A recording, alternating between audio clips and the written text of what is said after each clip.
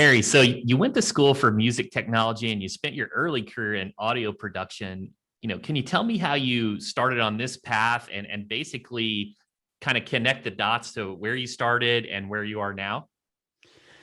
Yeah, sure. So it was a bit of a winding path. I finished university and went to work in audio post production. So I was working on for a company that did a lot of kind of big ad campaigns for the big agencies in London.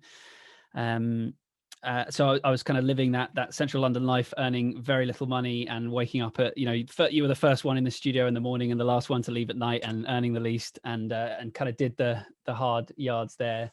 And I did that for a couple of years, and learned a lot about I guess working in marketing, working in advertising, but also I learned that I did not like that environment. It was super stressful and just kind of not as rewarding as I'd kind of, you come out of school as this sort of aspiring musician, creative person, and then you're thrust into sort of pretty fast-paced ad agency world, and that wasn't quite my scene. So I quit that and ended up traveling a bunch, and through that experience did a load of sales and marketing roles, and really from about 2012 was listening to podcasts, and it was my main kind of medium of consuming information, because I knew that whole time that I wanted to start my own thing. I just didn't know what that would look like.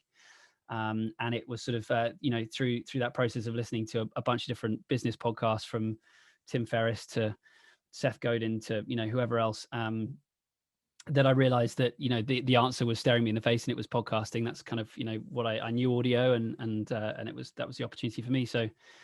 So yeah, that kind of led to me quitting my sales and marketing job and setting out on the sort of journey to build an agency, and it's been awesome. I guess it's funny, you start off with, at least in my experience, I started a business with a fair amount of kind of certainly naivety and probably a fair bit of ego as well, because I came from the audio background, and I looked at the landscape of people running podcast agencies and thought, I can do better than that. Like they're not so good. I can do better. And so sort of jumped into it feet first. But luckily for me, it's kind of panned out okay. Yeah, that's fantastic, and we're a very happy client of yours. The Rankings podcast uses your company, Lower Street. We're going to really dive in that in a moment. But your story reminds me a lot of the E-Myth, the Michael Gerber, the technician. Then they're like, oh, I can do it better. I mean, I think that's the story of a lot of entrepreneurs, and I appreciate that, and I think that's a neat trajectory, that everything kind of aligns, sales and marketing, your audio, into what you're doing now. That's right. And I guess coming from that angle, the constant battle you're facing then is trying to get yourself out of doing all of the product of the work, right? Because it's your expertise, it's why you started that business.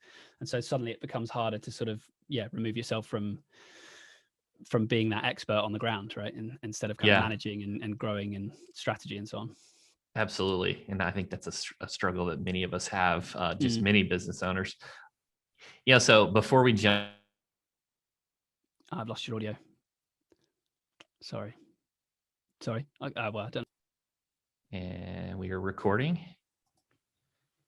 And, Harry, one of the things I wanted to talk about is Lower Street's already been, remote through the entire pandemic, and you've hosted over 150 episodes on the podcast called Work from Home. Are there any tips for those who have transitioned to working from home, some things that have really helped you succeed in that area? So we started that podcast we ran it all through 2020 as a kind of a response to the pandemic, because we're a remote team already, so we kind of felt like we had some stuff to chat about there, and it was something we were really interested in. I think the themes that came out of it mostly were just around kind of almost the kind of psychological side of it, rather than like get this chair or this piece of software and you'll be set. I think it was just so much more around like taking care of yourself, essentially. I think what we saw like loads of people doing was actually working more as a result of working from home rather than less. The kind of dream that everyone has in their mind of, I'm going to work from home and I can put my feet up and it's going to be great, there's no commute. But actually what people were doing was just working a ton more, and it's actually much harder to switch off because of that. So basically the best advice I have is go for more walks, give yourself more breaks. I mean, give yourself a break literally and give yourself a break figuratively as well. I think a lot of people put a lot of pressure on themselves to kind of do that stuff. So yeah, that would be it. Time away from the computer is as productive as time in front of it, as we see it. and removing distractions as well. Like I live in a house with a toddler and a baby, so it's not so easy to remove distractions, but Yeah. there can be lots of those at home. So yeah. Yeah, for sure. One of the things that I just realized when you're speaking about this is when I was working from home. Now I'm back in our commercial space, but when I was working from home, our master bedroom's on the same floor as our office. So it's like roll out of the bed, get ready, and you're at work.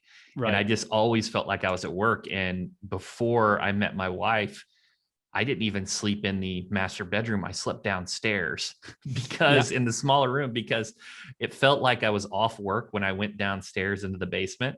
It Hmm. was like an easy transition to like flip the switch in the mind. I don't know what it actually really worked for Yep. me. And that's part of the reason why I like coming to the office is like, okay, I'm going to the office to work. Now, when I go home, I'm off work. Absolutely. There's this concept of the third space that was kind of written about by this Australian author who I've forgotten the name of. So I'll make sure that we our writers put it in the show notes. But he basically did a ton of research about this, and it's the idea of the third space, that being the space between work and home, so that you have that kind of like, even if it's a 2-minute thing. And so what he recommends is that literally you finish work, you walk out the front door, you walk around the block for 2 minutes, come back in the house, and it just allows that kind of reset. Kind of like what you're saying, right? Like if your work is upstairs and your home is downstairs, you kind of have that mental switch. So I think even if we don't have the commute, the kind of virtual commute is kind of really important too. Super smart, super smart. I like that a lot. So let's dive right into your expertise. Let's dive right into branded podcasts, and you have so much to Awesome. offer here, and I'm really excited about this. Let's start with the basics. What can a podcast do for your business that you can't get from other mediums? Yeah, so I think what podcasting does best is, but we see levels of engagement that you just don't see in any other media. I think if we look at the statistics behind, and we spend a lot of time nerding out on this stuff, behind the kind of consumption of a podcast. Let's say a 30-minute podcast. We're commonly seeing 80, 85, 90% completion rates, meaning the average listener is listening to 90% of that content of a 30-minute episode. That's a period of time that you're spending with your customer, with your client, with your prospect, that you just can't get anywhere else. So if for example, you compare that to social, you'll be really hard pressed to get, the average person to listen to more than 5, 10, maybe percent of a video that you put out on social, or a post or whatever. Email open rates, anything above 50% is a really great rate. And so to be able to consistently, week over week, spend 30 minutes of your time with the people that you're trying to reach is really powerful. And I guess the other side is that it's a really good way of the level of authenticity. It's a very intimate medium, right? We sit here with headphones on. It's kind of a one-to-one, excuse me. It's kind of a one-to-one medium rather than standing on a stage where you're talking to 1,000 people at once. It feels like it's kind of one-to-one. And so that level of relationship you can build with your audience is super powerful. So yeah, that's what we see. We've done it. We're over 70 episodes now, and I never thought of it like that. I can't imagine if I was trying to hold someone's attention on YouTube. Right. Like, what would I have to do to keep them for 30 minutes on a consistent basis? Whereas podcasts, it's individuals probably listen to the whole episode every time. Exactly. Right. And that's partly because of what you're used to. It's the habit you're used to listening to podcasts, but it's also because you can listen while you're driving or walking the dog or doing the dishes or whatever. So it's like it can be something you're doing when your hands are busy, Yeah. So let's talk about, how do podcasts fit into an overall marketing strategy, like an overall larger marketing strategy for a business? Sure. So I think where we see podcasts is they're very much a top of funnel thing. We're talking about the marketing funnel.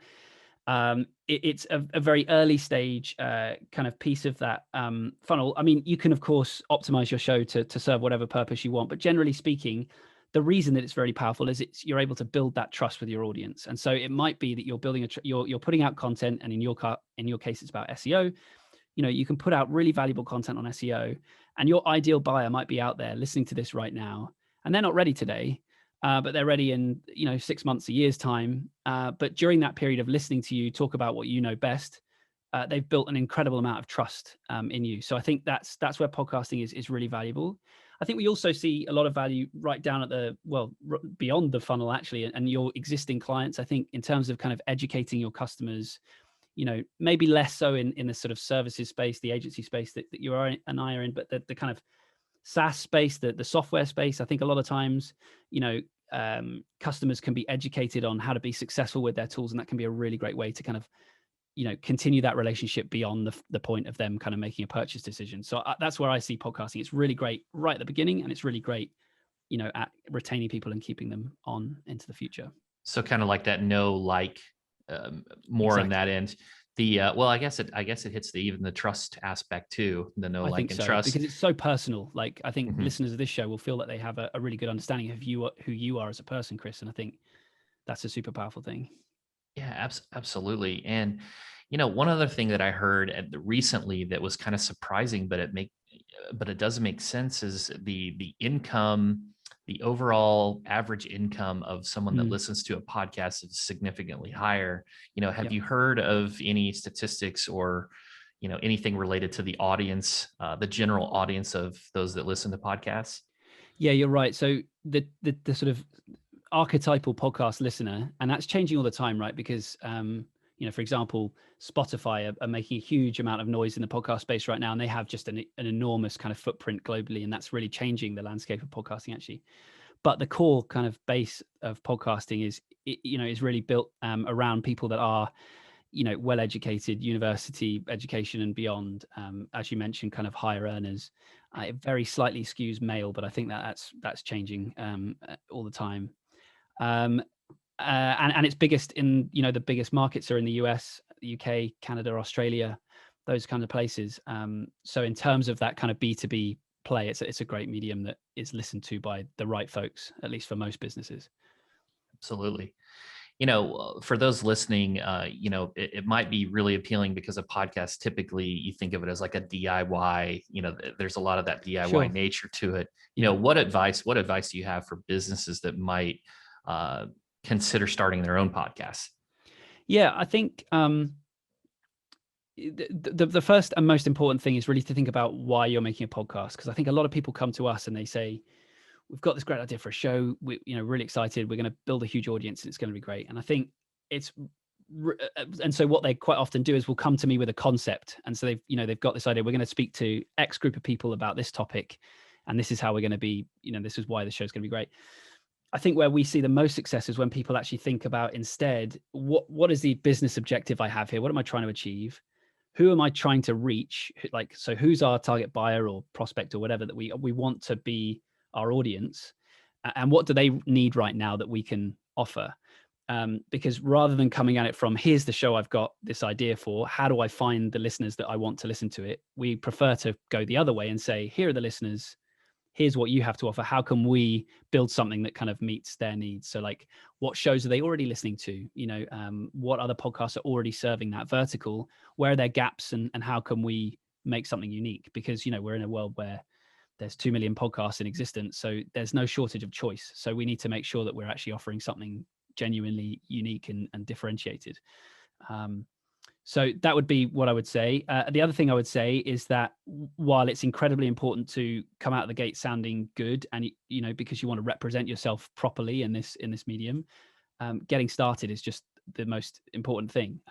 So if you're a DIY podcaster or you're considering starting podcasting, start now, because the old cliche, the best time to start a podcast was 10 years ago, but the second best time is today. So just get started, because it will take a while to kind of seed that listenership, and so the effect over time will certainly compound. So yeah, get started.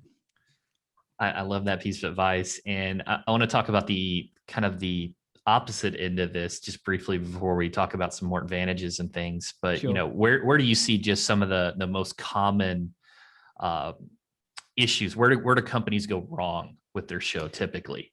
Yeah, so I think it's just in not doing enough preparation. I think a lot of folks come into podcasting and go, cool, I'm in blockchain technology. I've got this great idea. I'm going to interview blockchain technologists, and we're just going to put that out, and that's going to be great. And doubtless there will be some value there. But I think what would really benefit most podcasters is to spend just a lot more time preparing that, not just the concept of what the show is going to be, but also preparing for each individual episode. Because rather than just sitting down with someone and hoping that you have an engaging conversation, really spending the time to think about what you want, what unique value does this person have to offer, and how can we dig that out of them. I think that's where we see mistakes being made, is just people kind of basically doing the easy route, right? Just kind of going, cool, these are the guests, we'll sit down, we'll record them for an hour, and it'll be great. The truth is, great shows take more work than that, is the truth of it. Yeah, and that's one of the reasons why I love working with your company, because your company does a lot of that guest research, really preps Right. the excellent questions. And so I've got to do my own research. And I asked you before this, I was like, well, did you cheat? Did you look at the research notes? And we were talking about having this, genuine kind of live conversation. But right. I found, even in a previous episode where I talked to Jordan Harbinger, he was like, one of the best things that I do is a tremendous amount of research on the front end. He even reads the book typically of an author, and it leads to a better type of conversation because you can really speak to them in a more authentic way. In an authentic way, also a way that specifically applies to your audience, because everyone's audience is different. And so you're not just kind of asking generic stuff, you're asking stuff that's really interesting to them. Also, you're offering questions that haven't been asked before, because you can check out other podcasts they've been on and things like that. And rather than going through the same kind of thing, so, how did you get into X, Y, and Z? You can actually, really try and ask unique questions that haven't been sort of talked about before. Yeah, absolutely. And just briefly, rankings is all about SEO. I just want to talk about a couple, what are some of the SEO benefits of a podcast, and how can you repurpose your content to improve your SEO? Yeah, I mean, that's it. I think podcasting, you're getting really rich content here. You're having a conversation with subject matter experts who can really kind of, offer a really high level of value. And for that to only exist in audio form is kind of a waste of that. I think it's a perfect kind of piece of content to repurpose into other formats. And of course, that lends itself to writing articles, blog posts, even transcripts. I mean, you tell me, you're the podcasting expert, the SEO expert. But transcripts, now that Google can start to crawl audio, the value of transcripts, I don't know. I find that really interesting, that debate. But nevertheless, I think having a written version of your audio content is just a complete no-brainer. So yeah, I think that there's a lot of kind of SEO value in podcasting. And I think, as I've sort of said, Google are crawling audio. I think as that continues to become more of a thing, and Google is serving audio results as part of their, in the SERPs, I think that will start to become a really interesting space. So yeah. Yeah. And, one of the things I've noticed is if you're a guest on like a webinar or a YouTube show, a lot of times they don't do a transcript, but almost all podcasts do a transcript, and they almost always link back to the guest. Yes. So it's a great way to obtain backlinks. You just get on somebody's show and just, have a good conversation. The other thing that I noticed too was, the transcripts themselves, like maybe they don't rank the best for SEO for those really high, high intent phrases, but it gives the guests something to link back to, because they typically don't share the Apple link. They'll link back to the transcript. Right. And, we had Seth Godin on several episodes ago, and I was shocked. I jumped into my Ahrefs and I was like, oh, we got a link from Seth. And that's what he did. He linked back to the transcript. Incredible.